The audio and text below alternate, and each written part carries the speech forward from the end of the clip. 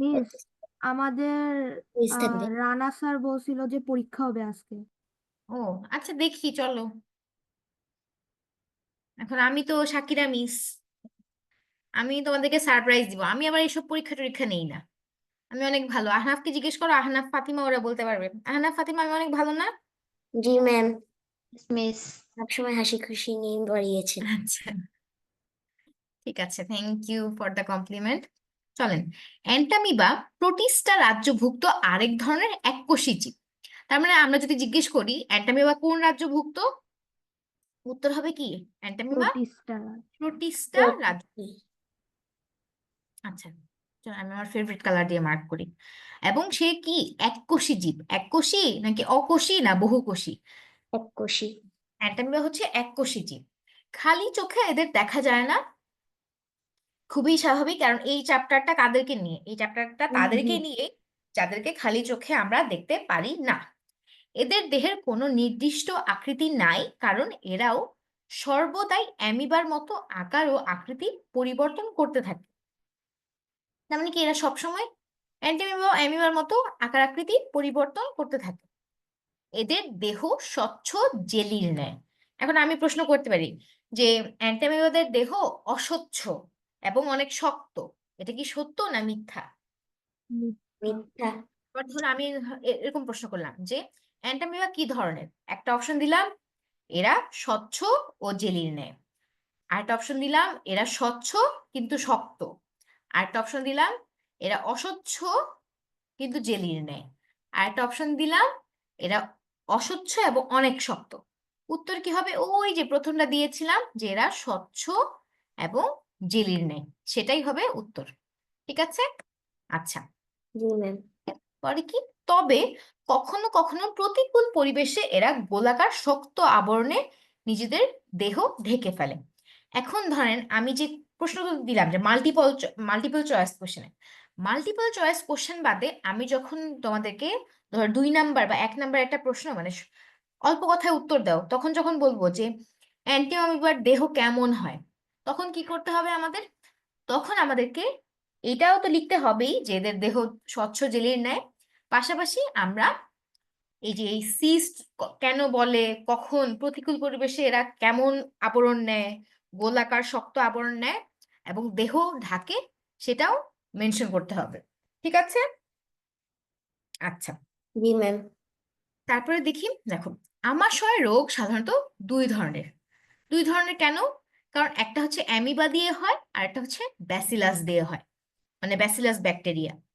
তো যেই আমাশয় রোগটা অ্যামিবা দিয়ে হয় তাকে বলে অ্যামিবিক আমাশয়, যেটা ব্যাসিলারি ব্যাকটেরিয়া দিয়ে হয়, সরি ব্যাসিলাস ব্যাকটেরিয়া দিয়ে হয়, সেটাকে বলে ব্যাসিলারি আমাশয়। তো এই যে দেখো, এটাই বলেছে যেটার কারণ কি, একটা ব্যাসিলাস ব্যাকটেরিয়া। অ্যান্টামিবা নামক এক ধরনের এককোষী প্রাণীর আক্রমণে অ্যামিবিক আমাশয় হয়। সরি, অ্যামিবার কারণে হয় না, অ্যান্টামিবা কারণে হয়, আমি একটু ভুল বলেছি। আচ্ছা, অ্যান্টামিবা এককোষী প্রাণী, তার আক্রমণে কি হয়? অ্যামিবিক আমাশয় হয়। আর ব্যাসিলারি আমাশয় হয় ব্যাসিলাস ব্যাকটেরিয়ার কারণে। ঠিক আছে। জি ম্যাম। তারপরে এখানে দেখেন আমরা একটা ছবি দেখতে পাচ্ছি অ্যান্টামিবার। ছবিতে কি কি আছে? নিউক্লিয়াস, ব্যাকটেরিয়া, খাদ্য গহ্বর, তারপরে প্লাজমালেমা, একটোপ্লাজম, এন্ডোপ্লাজম, ক্ষণপথ। তারপরে এখানে আমরা কি দেখিয়েছে যে অ্যান্টামিবা এইভাবে বহুভাজন প্রক্রিয়ায় বিভাজিত হয়, মানে কিভাবে যে তাদের রিপ্রোডাকশন বা আরেকটা অ্যান্টামিবার জন্ম হয়, শিশু অ্যান্টামিবা কিভাবে জন্মায়, সেটাই দেখানো হয়েছে এখানে। যে প্রথমে এরকম নিউক্লিয়াস ভাঙে, তারপর নিউক্লিয়াস থেকে তার ভেতর থেকে ক্রোমাটিন দানা বের হয়, ক্রোমাটিন দানা বের হয়ে প্রত্যেকটা ক্রোমাটিন দানার চারপাশে আবার নিউক্লিয়াসের একটা আবরণ সৃষ্টি হয়। পরে ওই আবরণ থেকে এরকম স্পোরের সৃষ্টি হয়, স্পোর থেকে প্রত্যেকটা স্পোর এক একটা শিশু অ্যান্টামিবা হিসেবে জন্ম নেয়। ঠিক আছে। ম্যাম। এটার, হ্যাঁ হ্যাঁ বলো। ম্যাম, অ্যান্টিবারের মাঝখানে ভারতের মাঝখানের মতো এটা কি? ভারতের পতাকার মাঝখানের মতো এটা কি? এটা এটা না, ও সরি, এটা জি এটা ম্যাম। হচ্ছে নিউক্লিয়াস, এটা নিউক্লিয়াস। ও, বুঝেছি ম্যাম। ঠিক আছে। ভারতের পতাকা না, ভারতের পতাকার মাঝখানেরটাও প্রায় এরকম। চাকার মতো আছে, বুঝতে পেরেছি। আচ্ছা, এরা পরজীবী হিসেবে মানুষ বানর জাতীয় প্রাণী মানুষ বানর জাতীয় প্রাণী, বিড়াল, কুকুর, শূকর ও ইঁদুরের বৃহদন্ত্রে বাস করে। তার মানে এরা বেসিকলি সবার কোথায় বাস করে? লার্জ ইন্টেস্টাইন বা তন্ত্র। এবং কারা এটা দ্বারা এফেক্টেড হয়? মানুষ, বানরের মতো প্রাণী যারা, ধরো বানর, শিম্পাঞ্জি, হনুমান, তারপরে বিড়াল, কুকুর, শূকর আর ইঁদুর। তো এগুলো হচ্ছে একটু দাগিয়ে নিব যে অ্যান্টামিবা পরজীবী হিসেবে কাদের ওপর বসবাস করে এবং কাদের কোথায়? বৃহদন্ত্রে। অ্যান্টামিবা কোষ বিভাজন ও অণুজীব সৃষ্টির মাধ্যমে বংশবৃদ্ধি করে। কিভাবে এরা বংশ বাড়ায়? দুইটা প্রক্রিয়া, একটা হতে পারে কোষ বিভাজন, আরেকটা কি হতে পারে? অণুজীব সৃষ্টি। আচ্ছা, একটা আরেকটা না, বেসিক্যালি দুইটা মিলেই পুরোটা জুড়েই হচ্ছে তাদের বংশবৃদ্ধি। যে প্রথমে যে এই ইয়াটা হয়, এটা তো কোষ বিভাজনই একরকম। আচ্ছা না, আলাদা মনে হয়, আলাদা কোষ বিভাজন হিসেবে হয় কিনা সেটা বলতে পারছি না, কিন্তু শিখে রাখো যে এই দুইটা প্রক্রিয়া সম্মিলিত প্রয়াসে তারা বংশবৃদ্ধি করে। আচ্ছা, কি বলেছে? সরি সরি, এটা স্পেসিফিকলি আলাদা, মানে একটা হচ্ছে শুধু কোষ বিভাজন, আরেকটা হচ্ছে শুধু স্পোর সৃষ্টি। এই যে এই প্রক্রিয়াটা, এটা হচ্ছে স্পোর সৃষ্টি করে বহুভাজন প্রক্রিয়া বলে সেটাকে। আচ্ছা, কোথায় ছিলাম আবার? সরি সরি, স্পোরুলেশন পদ্ধতিতে, কোন পদ্ধতি? স্পোরুলেশন মানে এই যে স্পোর সৃষ্টি, এটা একটা কোষের প্রোটোপ্লাজম বহু খণ্ডে বিভক্ত হয়ে, এই যে বলছিলাম না যে এই যে নিউক্লিয়াস আবরণীটা, এই আবরণীটা অনেক খণ্ডে, মানে এই আবরণীটা খুলে যায় এবং ভেতরে থাকা যে প্রোটোপ্লাজমটা থাকে, আমরা কি জানি নিউক্লিয়াসের ভেতরে প্রোটোপ্লাজম থাকে না? যে এই পুরোটা অংশ জুড়ে এই প্রোটোপ্লাজমটা অনেক খণ্ডে বিভক্ত হয়, বিভক্ত হয়ে ক্ষুদ্র ক্ষুদ্র স্পোর বা অণুজীব গঠন করে। এই যে সেটাই তো আমরা দেখতে পেলাম এখানে, তখন বললাম। পরে কি করে? অনুকূল পরিবেশে এরা প্রত্যেকে একটি নূতন অ্যামিবা হিসেবে বড় হয়। আচ্ছা, নূতন হচ্ছে নতুনের একটা সমার্থক শব্দ। আচ্ছা, একটু ওয়েট করো।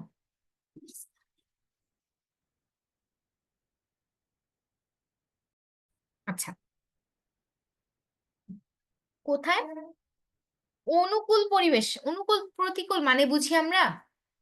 অনুকূল মানে কি ভালো না খারাপ? হ্যাঁ, ভালো। ভালো ভালো। আচ্ছা, অনুকূল মানে ভালো। তো ভালো, তারা যখন তাদের জন্য সুইটেবল এনভায়রনমেন্ট পায়, তখন তারা বংশবৃদ্ধি করে। কি প্রক্রিয়ায়? হয় কোষ বিভাজন, নয়তো স্পোরুলেশন বা বহুভাজন প্রক্রিয়ায়। তো আমাদের এত কষ্ট করে এখানে এটা লেখা লাগবে না, আমরা যদি এই চিত্রটা আঁকি, চিত্রটা মনে রাখতে পারি, চিত্রটা অবশ্যই মনে রাখা লাগবে। চিত্র মনে রাখলে আমরা দেখে দেখে বলতে পারবো যে কি প্রক্রিয়ায় করে। প্রথমে নিউক্লিয়াসটা একটু খুলে যায়, তারপরে এরকম আস্তে আস্তে এখানে ক্রোমাটিন দানা বের হয়, আমরা এরকম ডিটেক্ট করে দেখিয়ে দিয়েছি। এর মানে হচ্ছে প্রোটোপ্লাজম বিভাজন শুরু হলো। প্রোটোপ্লাজম বিভাজন শুরু হয়ে প্রত্যেককে এরকম আলাদা আলাদা নিউক্লিয়াস গঠন হলো। দেখতে পাচ্ছি এটাও নিউক্লিয়াস হিসেবে আইডেন্টিফাই করা আছে, আমরাও আমাদের ফিগার যখন আঁকবো তখন এরকম আইডেন্টিফাই করে দিব।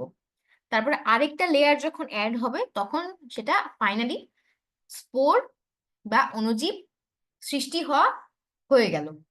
এরপরে এটা থেকে এরকম বিভক্ত হয়ে, মানে এই যে দেখো এই যে চারপাশে আবরণটাও কিন্তু আলাদা হয়ে গিয়েছে। এখানে দেখো বদ্ধ ছিল, এখানে দেখতে পাচ্ছি যে আলাদা আলাদা।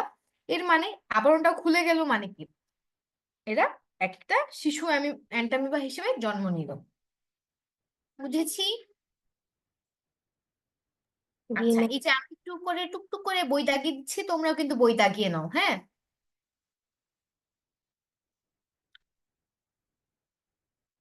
আচ্ছা, আবার এরকম প্রশ্ন আসতে পারে, আমাদের কাছে তো মিস আমাদের বই বই আসে দেওয়া নাই। হয় নাই। তোমাদের বই এখন আসেনি? শুধু ও ম্যাম। বাংলা, ইংলিশ আর অঙ্ক আছে, এই তিনটাই। আচ্ছা, এমনি তোমরা ইন্টারনেট থেকে অনলাইনে পিডিএফ নামিয়েছো? জি মিস। জি ম্যাম। Yes, miss. তো ঠিক আছে, তাহলে এক কাজ করবে, কি করবে আমি জানি না, তোমাদের ফোনে যদি বা যদি ল্যাপটপ থাকে, আই গেস তিনজনই ল্যাপটপ থেকে জয়েন করেছো তাই না? তাই তো, দেখে তো তাই মনে হচ্ছে। জি Yes, ম্যাম। miss. তিনজনই ল্যাপটপ থেকে, তো কি করবা, ল্যাপটপ থেকে দেখে ফোনে তাকিয়ে নিবা, ঠিক আছে? অথবা ল্যাপটপের স্ক্রিনটা স্প্লিট করবা, যে এক পাশের স্ক্রিনে আমার ক্লাসটা রাখবা, আর এক পাশে তোমাদের বইটা রাখবা। তারপরে ক্লাস দেখে দেখে, ক্লাস পজ দিয়ে তোমরা হচ্ছে এরকম দেখে বইটা দাগিয়ে ফেলবা। তারপর সেখান থেকে ইম্পর্টেন্ট পার্টটুকু মুখস্থ করে ফেলবা, ঠিক আছে? মিস আমাদের রানা স্যার হ্যাঁ, হ্যাঁ। আমাদেরকে এই দাগানো বইটা দিয়ে ও, দিয়েছে। তাহলে তো আরো ভালো, তাহলে তো আর কষ্ট করে আমার সাথে সাথে দাঁড়ানো লাগছে না, তাহলে তো হলোই। আচ্ছা, ঠিক আছে, চলেন তাহলে। রোগী রোগ জীবাণুটি কোনো লক্ষণ ছাড়াই বহন করে। এই যে অ্যান্টামিবা যে আমাশয়টা বাধায়, সেটা কোনো লক্ষণ ছাড়াই সেই রোগের রোগী সেটা বহন করে থাকে। অ্যামিবিক আমাশয় সম্পূর্ণভাবে নিরাময় করা খুব কঠিন। যে আমাশয়টা অ্যামিবার মানে অ্যান্টামিবার দ্বারা হয়, সেটা নিরাময় করা খুব কঠিন, এবং উপযুক্ত চিকিৎসকের পরামর্শ নিয়ে ওষুধ খেলে এ রোগ সেরে যায়, মানে তখন আর ঝামেলা করে না। ঠিক আছে, এরপরে আসি পরের লেসনে। আচ্ছা না, চলেন আপনাদেরকে সারপ্রাইজটা দিই। হ্যাঁ,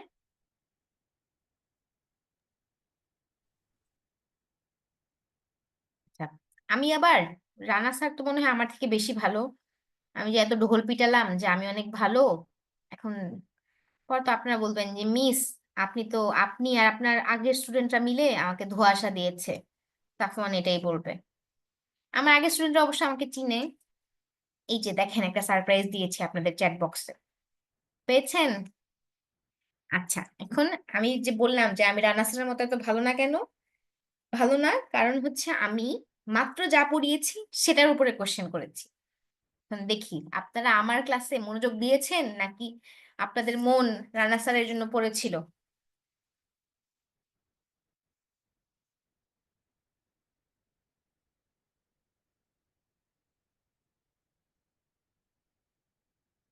সময় হচ্ছে মাত্র 4 মিনিট, 4 মিনিটের মধ্যে উত্তর করা শেষ করবেন।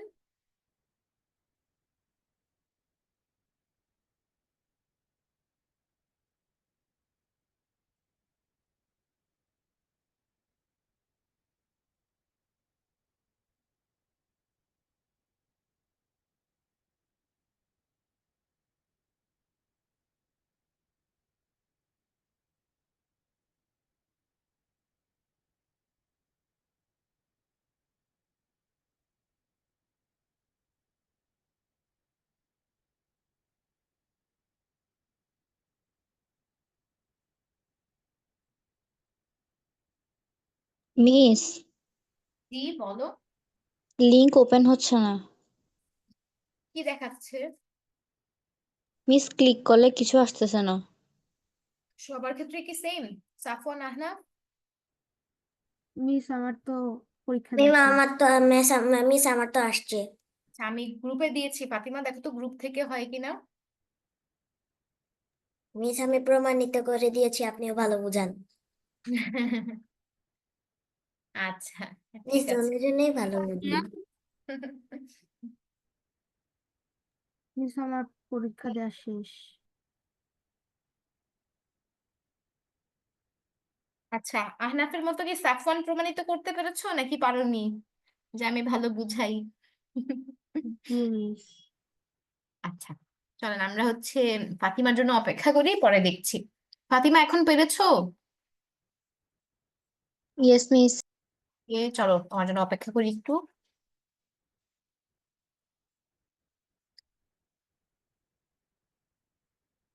ম্যাম কত মার্কে পরীক্ষা ছিল সেটাই তো দেখি নাই। কেন? 3 মার্কের। 3 আউট অফ 3 পেয়েছো, very good, I am so proud of you too, মাশাআল্লাহ, তাবারাকাল্লাহ। মিস আমি তো মার্ক কত ছিল সেটাই দেখিনি, শুধু আনসার দিয়ে বের হয়ে এসেছি। আচ্ছা, ঠিক আছে।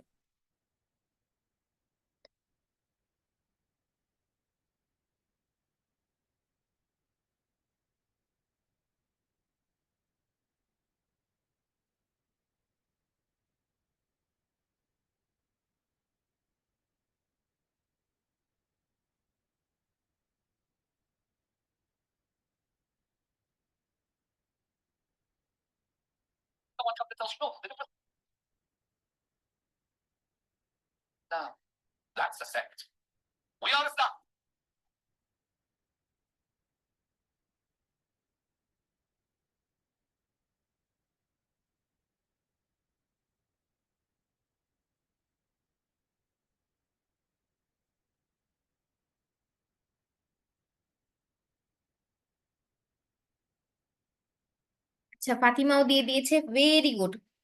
তোমরা তিনজনই অনেক ভালো, মাশাল্লাহ। চলেন আপনাদের আমলনামা দেখাই আপনাদেরকে। আমলনামার কি দেখাবো বলেই তো দিয়েছি, তিনজনই 3 out of 3। Very good, thank you so much. You guys did very well, actually not very well, you guys did the best. এই তো, এর চেয়ে ভালো আর করা যায় না। সো হিয়ার ইট ইজ, যে আমরা উপরে দেখবা বাংলা ভার্সনের ওরা কয়েকজন হচ্ছে একটু মিস করেছে, But যাই হোক তোমরা তিনজনই খুব ভালো পেরেছো। Thank you so much for listening to my words. চলেন পরের পাঠে যাই আমরা। কি বলছে পাঠ 8 থেকে 9, স্বাস্থ্য ঝুঁকি সৃষ্টিতে অণুজীবের ভূমিকা, সেটা নিয়ে। মানে এই যে অণুজীবরা আমাদের স্বাস্থ্য ঝুঁকি কিভাবে কি সৃষ্টি করে, তার পেছনে তাদের ভূমিকা নিয়ে এখানে পড়বো। তো কেমন ভূমিকা তাদের? তাদের কথা হচ্ছে তারা খুব ইজিলি, যেহেতু অনেক ছোট ক্ষুদ্র একটা মানে একদম অণু আকারের জীব, এর জন্য তারা খুবই সহজে ভাবে আমাদের দেহে প্রবেশ করতে পারে এবং দেহে প্রবেশ করে তারা কর্মকাণ্ড ঘটিয়ে ফেলে, এবং তাদের এই সব কর্মকাণ্ডে আমাদের ধ্বংস হয়ে যায় জীবন। তো চলেন দেখি কিভাবে তারা এই ধ্বংসযজ্ঞ করে। প্রথমে বলা আছে কি বিভিন্ন প্রক্রিয়ায় প্রবেশ করে। একটা প্রক্রিয়া হতে পারে যে অপরিষ্কার হাত। তো অপরিষ্কার হাত কিভাবে? এটা হচ্ছে তাদের জন্য সুবিধাজনক বাহন। কারণ আমরা কি করি, আমাদের ভাল লাগতেছে না, দেখি একটু বাসের হ্যান্ডেলটা ধরে ধরে দাঁড়াই থাকি, তারপর আমাদের ভাল লাগছে না, আমরা হচ্ছে কি করব, আমরা এরকম নাচতে নাচতে সিঁড়ির হাতল ধরে ধরে নামবো, তাই না? আমরা যেখানে সেখানে আমরা হাত ব্যবহার করি। তো এই যে হাতটা ব্যবহার করি এখানে ওখানে রাখি, এখন আমরা পরিষ্কার থাকি বা অপরিষ্কার থাকি, এবং অন্য যারা এই একই জায়গা ধরছে তারাও হয়তো পরিষ্কার থাকছে বা অপরিষ্কার। তো কেউ না কেউ তো অপরিষ্কার থাকছে। তো এই যে তাদের অপরিষ্কার বা অপরিচ্ছন্ন থাকার মাধ্যমেই জীবাণুরা এক জায়গা থেকে আরেক জায়গায় ভ্রমণ করে। এই যে এইভাবেই তারপরে তো আমাদের ধরো হাতটা এখানে ওখানে ধরলাম, তারপরে কি হয়, তারপরে কেউ একটা ঝালমুড়ি বানাচ্ছে, সামনে একটা দোকান দেখলাম, আম্মু ঝালমুড়ি কিনে দাও না। তারপর আম্মু কিনে দেয়, আমরা কি করি, ঝালমুড়িটা কার্ড দিয়ে খেলেও একই কথা, কার্ড তো হাতেই লাগে, ওখান থেকে আমাদের মুখে জার্মস যায়। অথবা কি করি, এরকম ঠোঙা থেকে হাতে ঢালি, হাতে ঢেলে এরকম বিসমিল্লাহ বলে শেষ। এভাবেই জীবাণুরা আমাদের পেটে প্রবেশ করে। তা আমিও যে খুব ভালো এরকম না, আমাকে ঝালমুড়ি খাই না আর। আরে তোমরা তো অনেক ভালো, আমি আবার ঝালমুড়ি ফুচকা চটপটি যা আছে, ভেলপুরি, দই ফুচকা, আরো কি কি থাকতে পারে সব খাই। আমাকে ধরো আমার আব্বা বা হচ্ছে আমার কিছু স্বাস্থ্য সচেতন বন্ধু বান্ধব আছে, ওরা বলে যে সাকিরা ময়লা এরকম পরিষ্কার না তো, এই রাস্তার সাইডে ধুলাবালি। আমি সুন্দর মতো বলি, আরে বাঙালির পেটে সব সহ্য হয়, চল না খাই। আচ্ছা, এই বাঙালির পেটে সব সহ্য হয় এটারও কারণ আছে, কারণ আমাদের ইমিউনিটি সিস্টেম যেটা, সেটা হচ্ছে স্ট্রং হয়, কারণ আমরা ছোটবেলা থেকেই প্রতিকূল পরিবেশে বেড়ে উঠি। ধরো একদম লাস্ট লিমিট যেটা, সেটা পেরিয়ে গেলে তো আমরা আর ফাইট করতে পারি না, কিন্তু লাস্ট লিমিটের আগ পর্যন্ত আমাদের বডির ভেতরেও কিছু প্রতিরোধ ক্ষমতা বহনকারী কিছু, মানে কি বলে, ভাইরাস, ভাইরাস না ব্যাকটেরিয়া আছে, যারা অ্যান্টি ব্যাকটেরিয়াল হিসেবে কাজ করে। তো এই যে অ্যান্টি ব্যাকটেরিয়া গুলো কি করে, বাইরে থেকে যেসব ক্ষতিকর ব্যাকটেরিয়া আমাদের দেহে প্রবেশ করার চেষ্টা করে, বা প্রবেশ তো করেই অলরেডি, তো ব্লাডে যখন তারা ঝামেলা বা তাদের ধ্বংসযজ্ঞ করার চেষ্টা করে, তখন তারা কি করে, তখন তারা ফাইট দিয়ে আমাদের বডিকে সেফ রাখে। এবং দেখবা যে মাঝে মাঝে কোনো কারণ ছাড়া আমাদের জ্বর আসে। কেন আসে সেই জ্বর? বা হচ্ছে দেখবা যে সিজন যখন চেঞ্জ হয়, বলে না যে ভাইরাল জ্বর হয়েছে বা ভাইরাল ফিভার হয়েছে বোধ হয়। এই ভাইরাল ফিভার জিনিসটা, ভাইরাল ফিভার জিনিসটা হচ্ছে এই যে যখন ঋতু পরিবর্তন হয়, তখন আমাদের মানে বডিটা কি হয়, যে একটা টাইমে শীতে অভ্যস্ত ছিল, তো শীতের অভ্যস্ততা থেকে হঠাৎ করে গরম শুরু হয়। তো গরম যখন শুরু হয় তখন তো বডির অপ্রস্তুত। তো অপ্রস্তুত যখন থাকে তার মানে কি, সে প্রস্তুতি নেওয়ার জন্য তার শরীরের বাকি অঙ্গ প্রত্যঙ্গ যা আছে, রক্ত টক্ত, এরা হচ্ছে সেটার জন্য প্রস্তুতি নিতে থাকে। কিন্তু ওই একই সময়ে যখন অন্যান্য ভাইরাস ব্যাকটেরিয়া আমাদেরকে আক্রমণ করে, তখন আমাদের শরীর সেটার জন্য প্রস্তুত থাকে না। যে আরে ভাই, আমি তো হচ্ছে এই শীতকাল থেকে গরমকালে ট্রান্সফার হওয়ার প্রস্তুতি নিচ্ছি, তুমি কেন আমাকে অসুস্থ করতে চাচ্ছ? তখন কি হয়, তখন আমাদের শরীরের যে প্রতিরোধ ক্ষমতা আছে তারা সবাই, মানে ক্ষমতাধর ব্যক্তিরা, মানে এই যে অ্যান্টি ব্যাকটেরিয়া যেগুলো থাকে, এরা সবাই মিলে কি করে, সবাই মিলে সেটাকে প্রতিরোধ করে। কিভাবে? আমাদের গায়ের তাপমাত্রা বাড়িয়ে দেয়, এবং তখনই আমাদের গায়ে জ্বর জ্বর অনুভব হয়। তো জ্বর সবসময় খারাপ না। সবসময় কি, জ্বর কখনোই খারাপ না। জ্বর হওয়া মানে হচ্ছে আমাদের বডির এই যে প্রতিরোধী ক্ষমতাধর ব্যক্তিরা, তারা চেষ্টা করছে যেন বাইরের একটা রোগ আমাদের না আক্রমণ করে। তখনই আমাদের গায়ের তাপমাত্রা বেড়ে যায় এবং আমরা জ্বর অনুভব করি। তো জ্বর হচ্ছে, মানে যখন বড় ক্লাসে উঠবা তখন পড়বা যে জ্বর আসলে কোনো রোগ না। জ্বর হচ্ছে অন্য রোগের, কি জানি বলে, অন্য রোগের সিমটম, বাংলা ভুলে গিয়েছি, লক্ষণ। হ্যাঁ, অন্য রোগের লক্ষণ। তো জ্বর লক্ষণটা যখন দেখা দেয়, যখন জ্বর দিয়েও আমাদের অ্যান্টিব্যাকটেরিয়ারা ওই ডিজিজটাকে ফাইট করতে পারে না, তখন বাকি লক্ষণগুলো প্রকাশ পায়। আর যদি শুধু ওই জ্বরেই ফাইট দিয়ে ফেলে, তখন আর বাকি লক্ষণগুলো প্রকাশ পায় না। দেখবা যে জ্বর আসার পরেই আমাদের বাকি সব হয়। তো জ্বর হচ্ছে লাস্ট লিমিট, লিমিটটা যখন ক্রস হয়ে যায় তখনই আমরা রোগে পড়ে যাই। আর লাস্ট লিমিট যদি ক্রস না হয় তখন আমরা আবার জ্বর থেকে রিকভারি স্টেজে চলে যাই। চলেন সামনে আমরা আবার এগুলো পড়বো। অনেক কথা বললাম। দেখেন, এভাবে মুখ গহ্বরে ঢোকে আমরা যে জামা কাপড় ব্যবহার করি তাতে লেগে ব্যাকটেরিয়া স্পোর স্থানান্তরিত হতে পারে।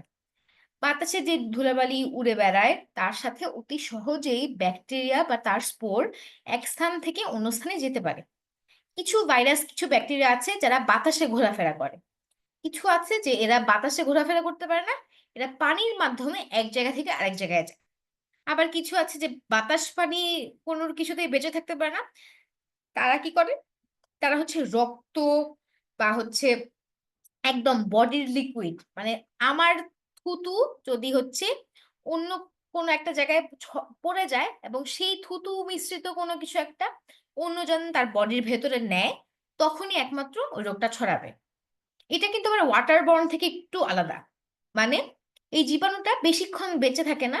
ধরো ওয়াটার বর্ন গুলো কি হয়, যেমন টাইফয়েড, কলেরা, ওগুলো হচ্ছে পানি ময়লা থাকে, ময়লা পানিতে ওদের ব্যাকটেরিয়াটা মিশ্রিত হয়, এবং ওই ময়লা পানি অনেকক্ষণ এদিক ওদিক ঘোরাফেরা করেও অন্যদেরকে আক্রমণ করে।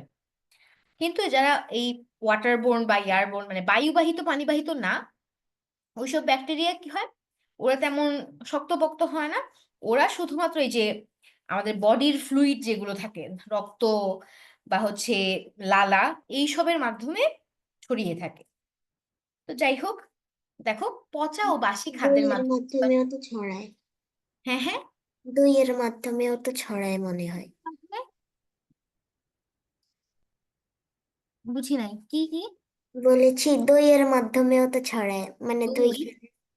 দই দই দইতে ব্যাকটেরিয়া আছে না। ও, দইতে আবার ভালো ব্যাকটেরিয়া আছে, ওটা হচ্ছে মানে আমাদের খাবারযোগ্য ব্যাকটেরিয়া, এবং ওই ব্যাকটেরিয়া আমাদের বডির যে থাকে না, শুনো না যে কি বলে, টক দই খেয়ে মানুষ ওজন কমায়।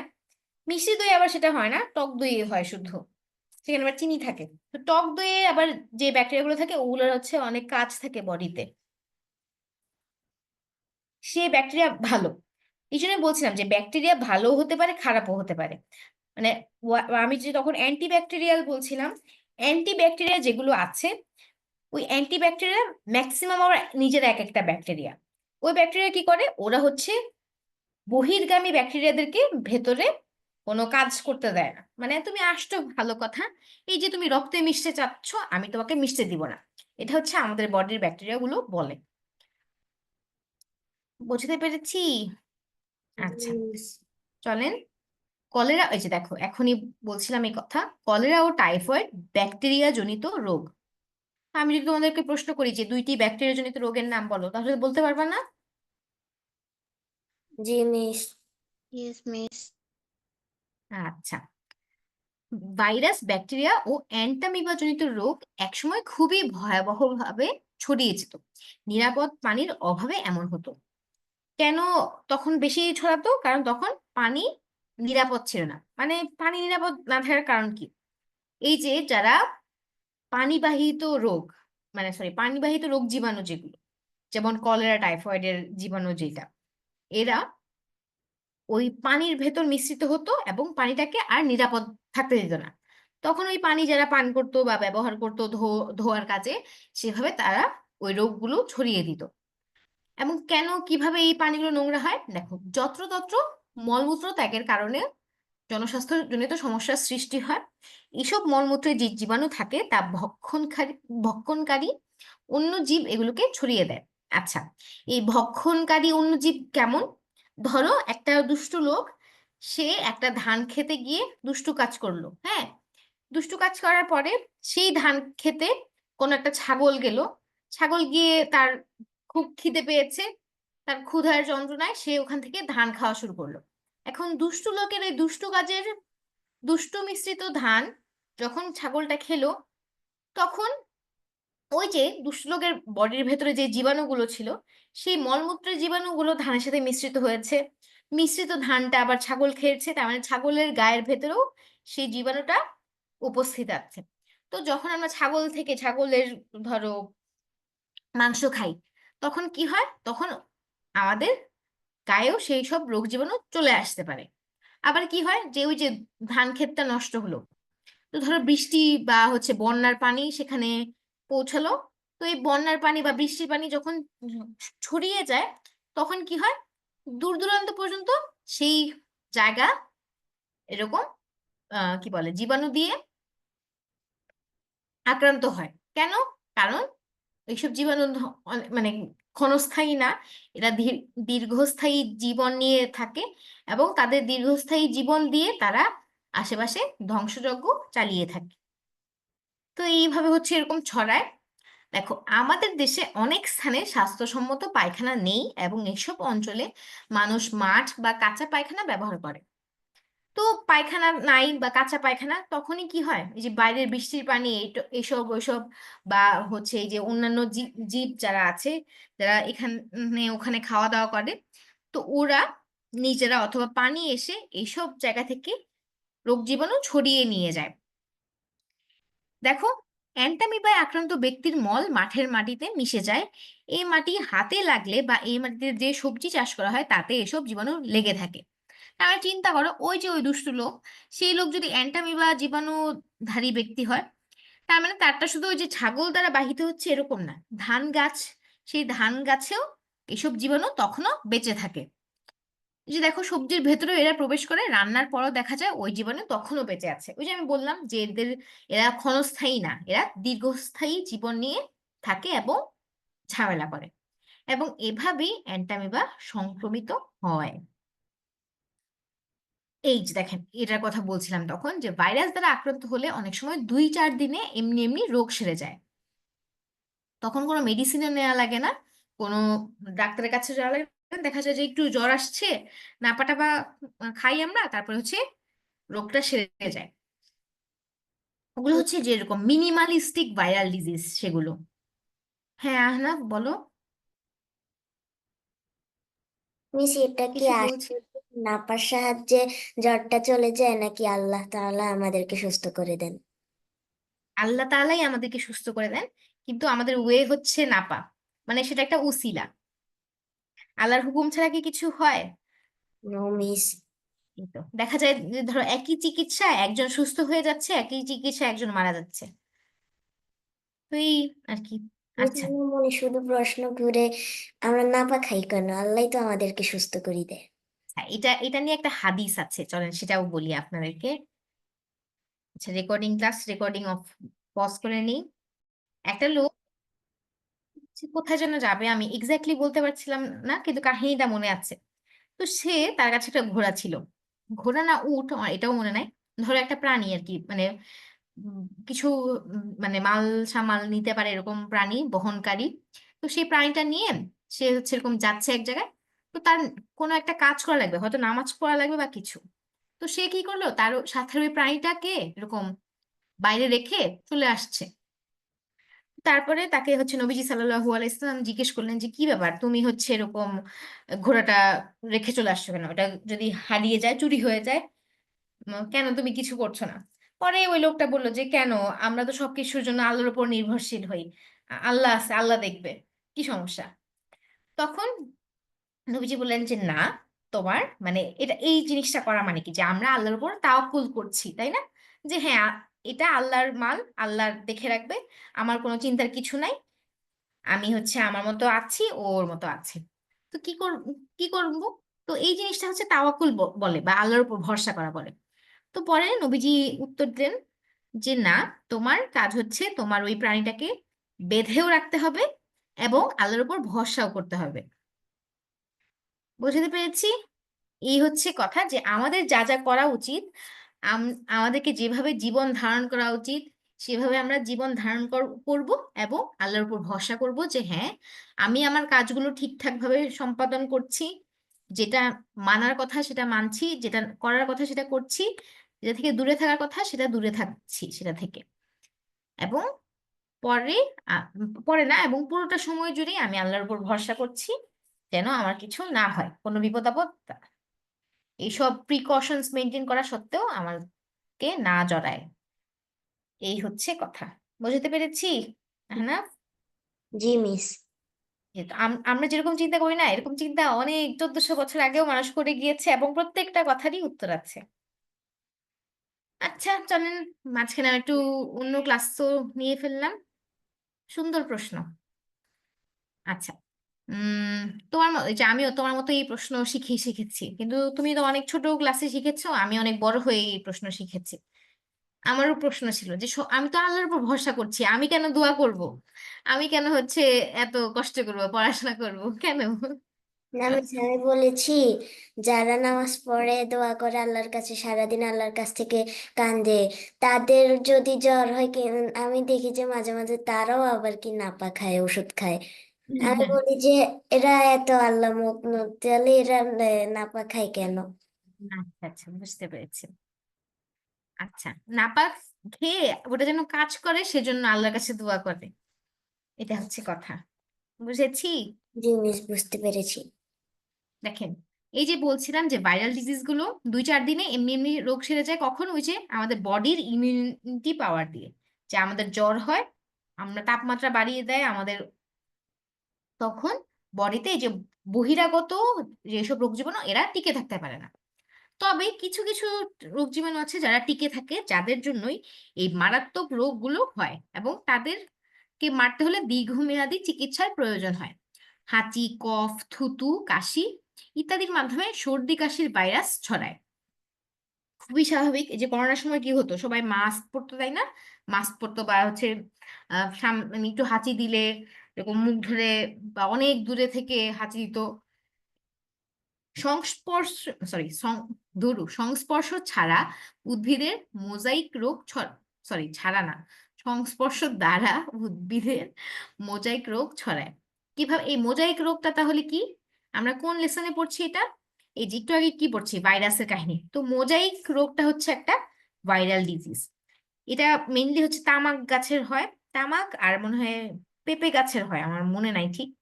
তোমরা মনে হয় বড় হয়ে মানে ক্লাস 11-12 এটা পড়বা। হ্যাঁ, তামাক আর হচ্ছে পেঁপে গাছেরই হয়।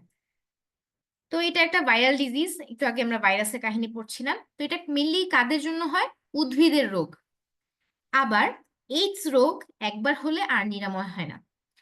অসুস্থ লোকের রক্ত গ্রহণ, মাদক গ্রহণ, একসুয়ে বহু লোকে ইনজেকশন গ্রহণ ও অসামাজিক কর্মকাণ্ডে এই রোগ ছড়ায়। তার মানে এইডসও একটা ভাইরাল ডিজিজ, মোজাইকও একটা ভাইরাল ডিজিজ। মোজাইক কাদের হয়? উদ্ভিদদের। আর এইডস কাদের হয়? মানুষদের।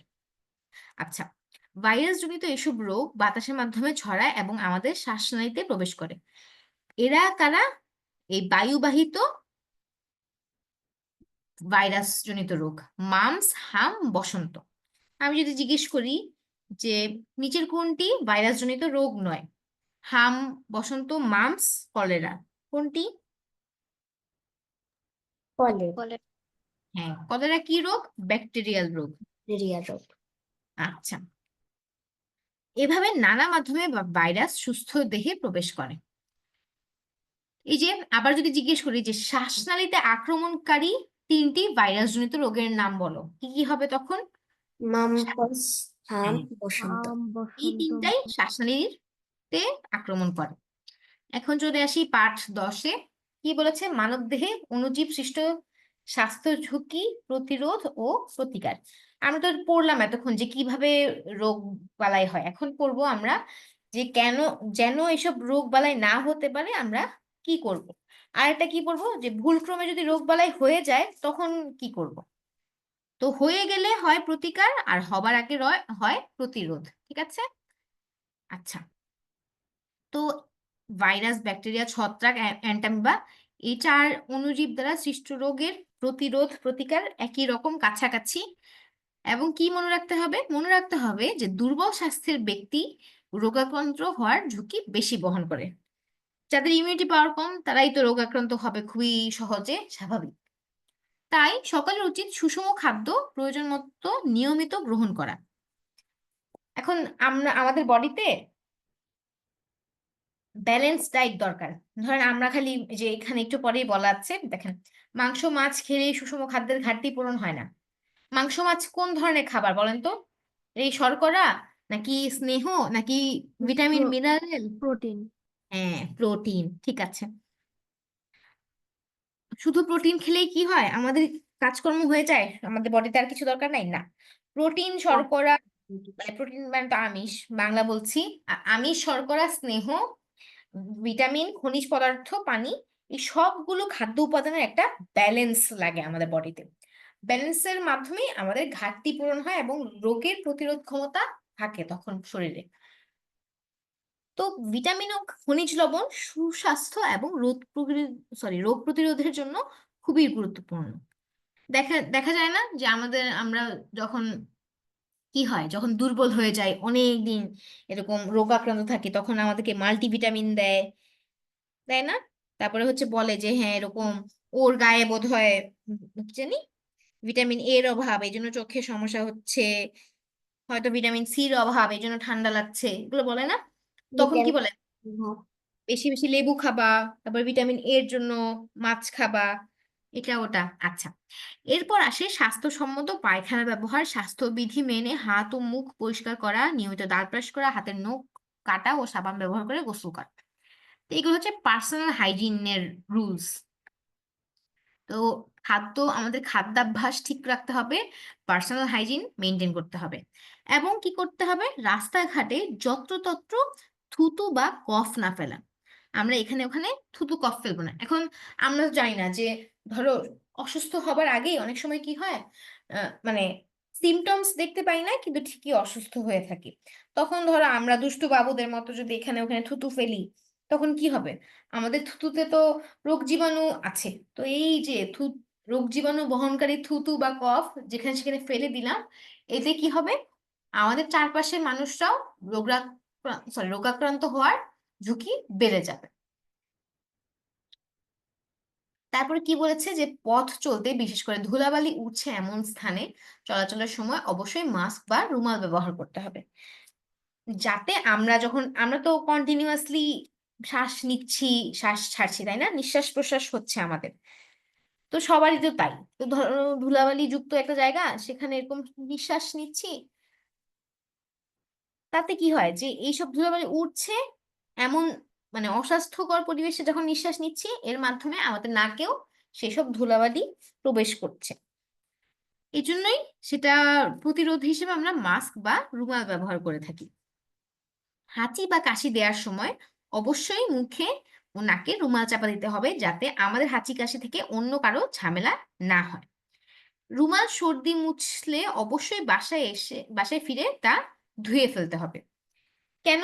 কারণ এই যে ধরো আমার সর্দি কাশি মোছা রুমাল, সেটা যদি আমি ওভাবে রেখে দিই, এতে কি হবে? ওই জীবাণুগুলো বংশবৃদ্ধি করার সময় সুযোগ পেয়ে যাবে।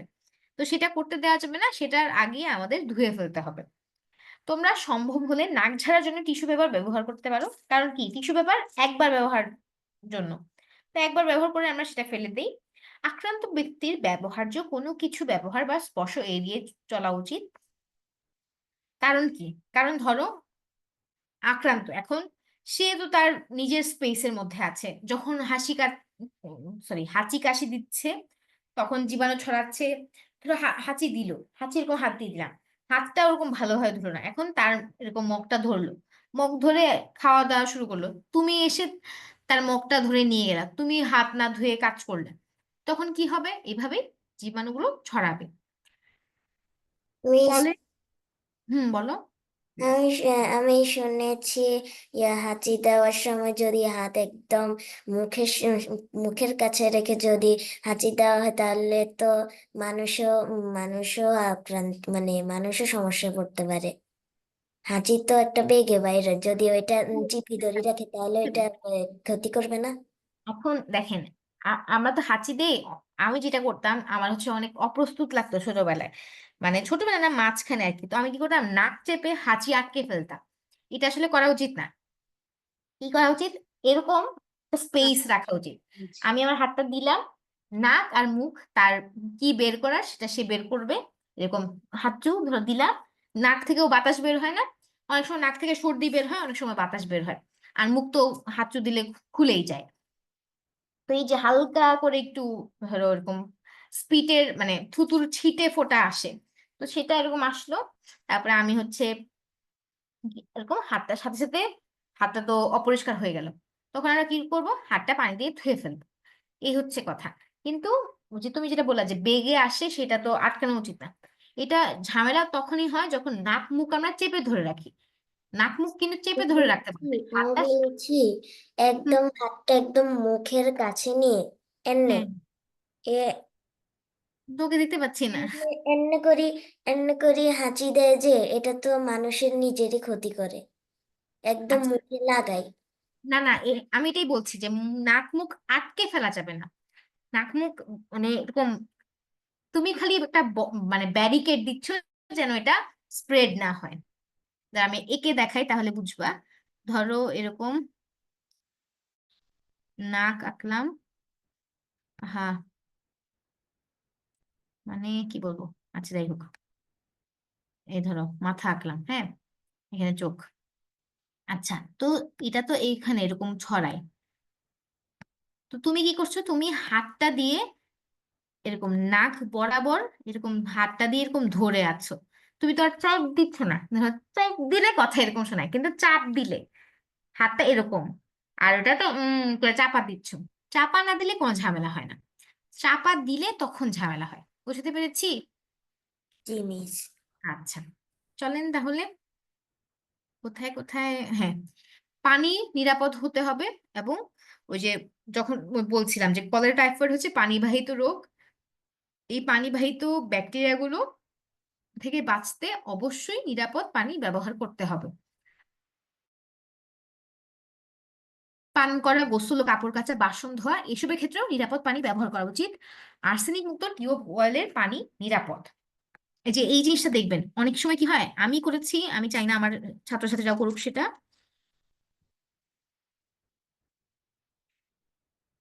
আচ্ছা, কি আর্সেনিক মুক্ত আর যুক্ত, এই জিনিসটা খেয়াল রাখতে হবে, ঠিক আছে? পুকুর ও নদীর পরিষ্কার পানীয় ব্যবহারের পূর্বে ভালোভাবে ফুটিয়ে নিতে হবে। কেন? পুকুর ও নদীর পানি ধরো উপর থেকে দেখতে মনে হচ্ছে যে পরিষ্কার, কিন্তু কি হয়, এটা তো একটা খোলা জায়গা। তো খোলা পানির মানে কি বলে এটাকে, ওয়াটার রিজার্ভার, বাংলা মনে করতে পারছি না। তো এই ওয়াটার রিজার্ভারের কি হয়, খোলা, ধরো একটা লোক নদীর পাশ দিয়ে হেঁটে যাচ্ছে, এখন কেউ নাই, তার কি ইচ্ছা হবে যে সে হাত এরকম হাঁচি আটকে রাখবে? তার তো মনে হচ্ছে যে আরে মানুষ নাই, এখানে কে ছড়াবে? কিন্তু পাশে যে নদী আছে সেটা তো সে খেয়াল করছে না।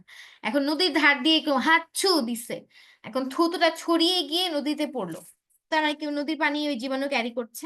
অবশ্য নদীর পানি অনেক বিশাল, ওখানে ওটার অটো কি বলে, অটো কি সিস্টেম জানি আছে। যেমন সমুদ্রের পানিতে তো, তাহলে তো বলার কথা যে মিস, তাহলে তো করোনার জীবাণু, এই ওই জীবাণু কখনোই ভালো হবার কথা না।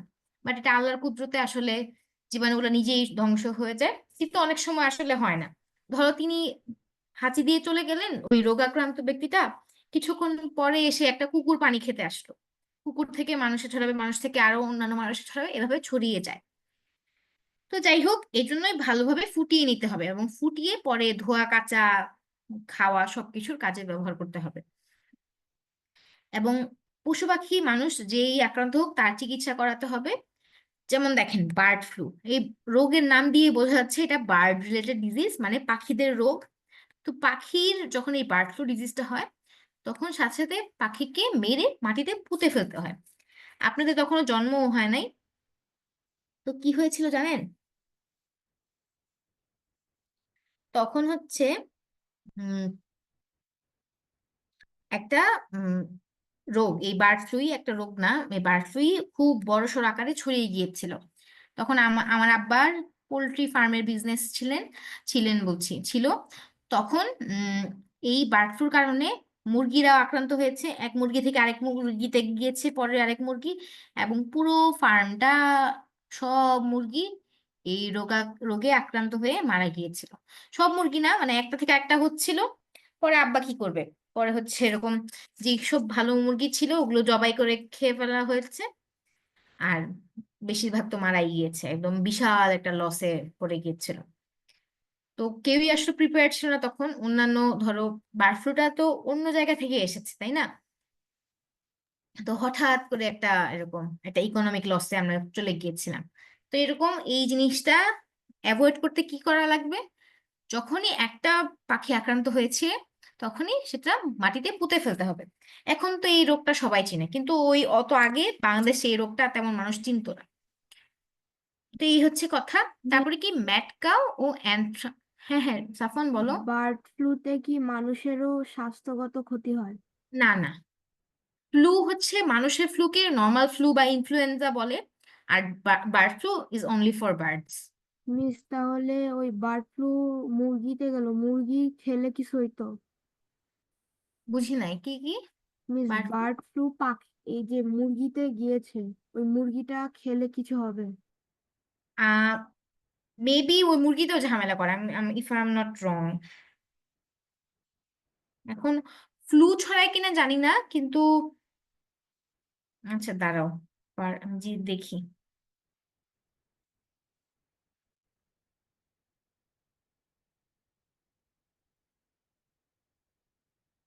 আচ্ছা, মিস হ্যাঁ, ছড়ায় তো। না না ছড়ায় না। মিস কেন? মুরগিটা রোগে আক্রান্ত, ওইটা আমরা খাইলে আমাদের ভিতরে রোগ হয়ে যাবে না? উম, না, বার্ড ফ্লুর যতদূর জানি,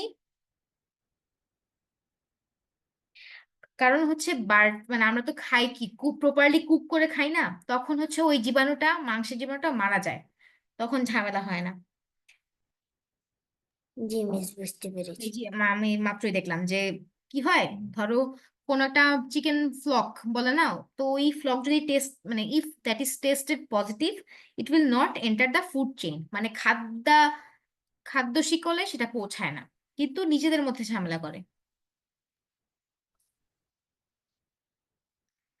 বাট কাহিনী হচ্ছে ডিম খাওয়া যায় না ওদের।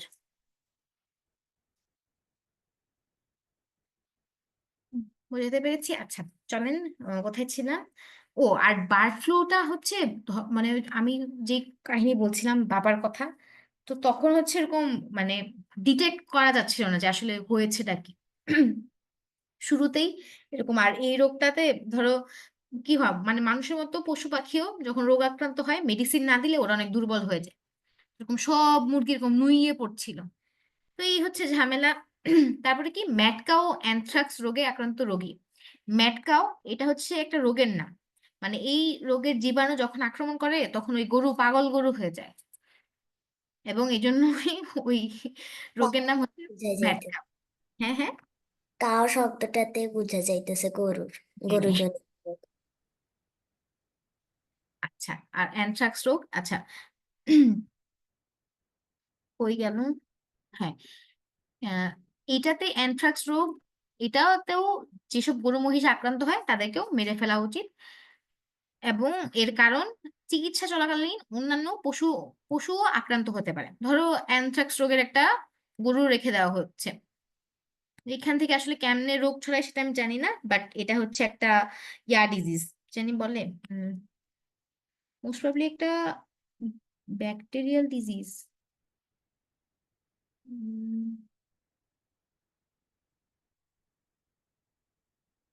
আচ্ছা, দেখতে হবে তারও। ম্যাড কাউ ডিজিজ ব্যাকটেরিয়াল,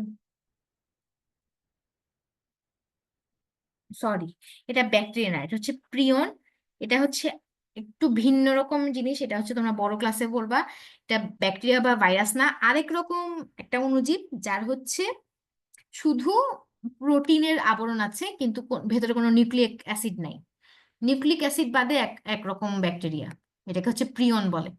যাই হোক, এই মানে ম্যাড কাউ বা অ্যানথ্রাক্স, এই দুইটা রোগে আক্রান্ত পশু পাখি যখন আক্রান্ত হয়, তাদের থেকে ছড়ায় ওই, আমরা যেমন ওরকম লালা টালা ছড়ায় হচ্ছে আক্রান্ত হই, তাদেরও নিশ্চয় অন্যান্য মেকানিজমস আছে। বা ধরো কি হয়, গরুরা কি হয়, একটা জায়গা থেকে পানি খায় না, পানি খাওয়ার সময় তারা আরেকজনের সংস্পর্শে আসে, আরেক গরু আরেক মহিষ, তো এভাবেই তাদের মধ্যে রোগ জীবাণু ছড়িয়ে যায়।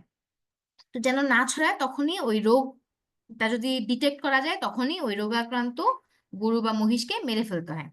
তো মিস, অসুস্থ গরু বা মহিষকে মারা তো উচিত না, মানে জবাই করা, মেরে না, ফেলা।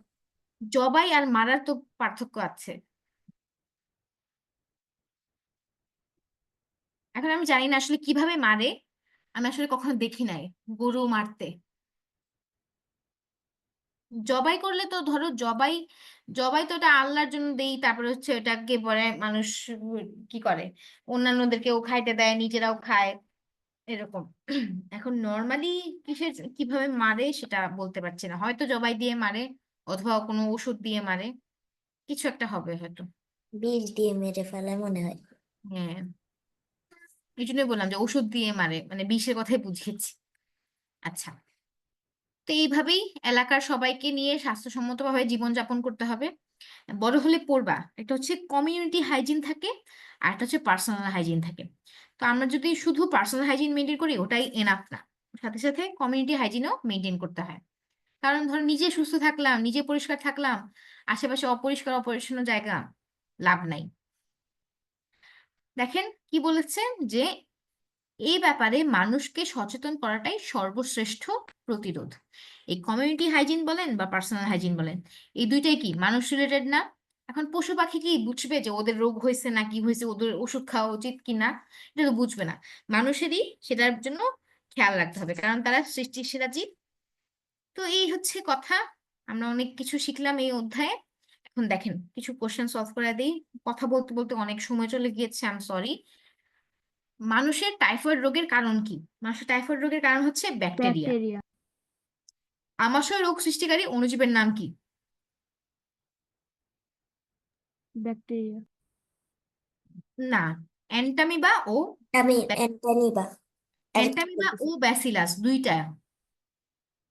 ওকে। আচ্ছা, তারপরে জীবন্ত দেহের বাইরে ড্যাশ কোনো জীবনের লক্ষণ প্রকাশ পায় না, কার লক্ষণ প্রকাশ পায় না? ভাইরাস।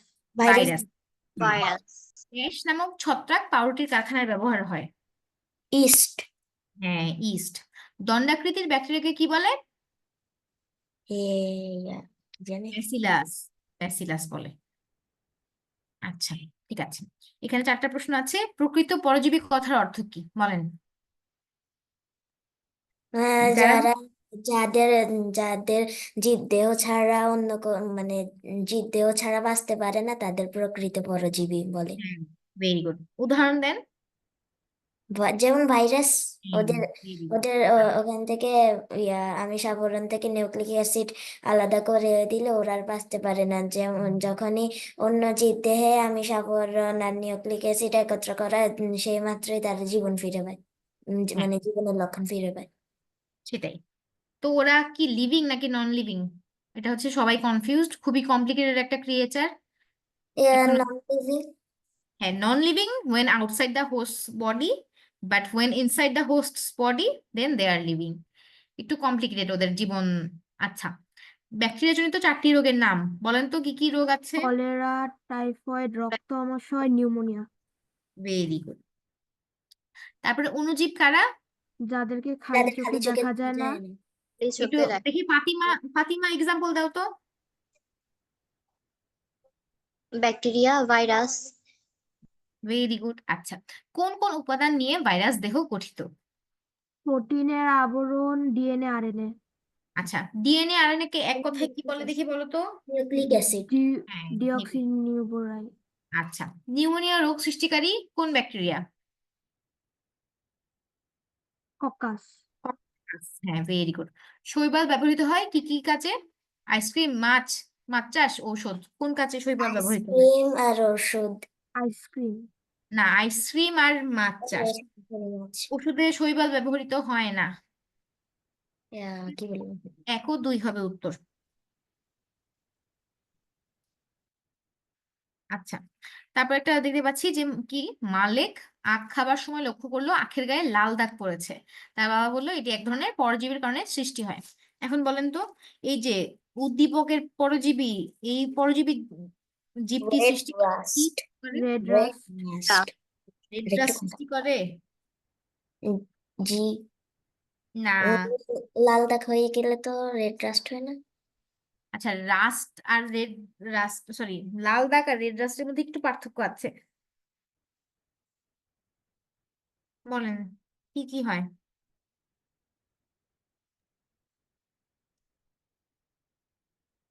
হুম হুম। আচ্ছা, দুই আর তিন। এই আচ্ছা, এই লাল দাগটা কেন হয় এটা, এটা জানো? কিসের কারণে হয়?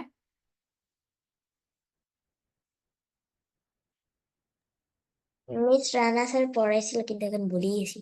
আচ্ছা, ঠিক আছে, রানা স্যারই এটার উত্তর দিবে, আমি এটা পড়াই নাই, তো এটার উত্তর আমিও দিতে পারছি না। ক্লিয়ার না অ্যাকচুয়ালি আমি, কারণ আগের লেসন গুলো আমি পড়ি নাই, সো উত্তর দিতে পারছি না। তারপর দেখি, মালিক লক্ষ্য করার রোগটির জন্য কি দায়ী এটা বলেন। এটা তো পারার কথা। আচ্ছা, এটা হচ্ছে ফাঙ্গাস বা ছত্রাক। এবং ফাঙ্গাসের কারণে কি হয়? ফাঙ্গাসের কারণেই মাথার খুশকি হয়, এবং ফাঙ্গাসের কারণেই ট্রাকিয়ার প্রদাহ বা ট্রাকিয়াল ইনফেকশন যেটাকে বলে এটা হয়ে থাকে। তো উত্তর হবে 2 ও 3, ঠিক আছে। তাও এটা একটু রানা স্যার থেকে ক্লিয়ার হয়ে নেবেন, ঠিক আছে। আমি 3 নাম্বারটা নিয়ে শিওর হতে পারছি না, বাট মোস্ট প্রবাবলি এটাই হওয়ার কথা। কারণ ছত্রাক যদি রোগের কারণ হয়, তাহলে ছত্রাক হলে ট্রাকিয়ার প্রদাহ এবং মাথার খুশকি এই দুইটা জিনিসই হবে। বুঝতে পেরেছি? জি মিস। মিস রানা স্যার বলছিল যে ইয়া উম, কি লাল লাল দাগ দাগ হয়ে যায় চুলকায়, ওইটা ওইটা রেড রাস্টের কারণে হয়, কি একটু বলছিল ভুলে গেছি। আচ্ছা, ঠিক আছে, তাহলে তো হলোই। দাঁড়ান আমি একটু চেক দিই। আচ্ছা, এটা হ্যাঁ রেড রাস্টও হবে, সরি। দাঁড়াও দেখি, বাকিগুলোও দেখছি। ফাঙ্গাল ইনফেকশন,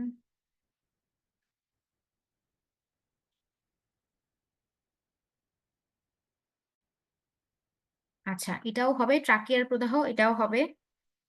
তারপরে মাথার খুশকি কি ফাঙ্গাল কিনা দেখি, চলো।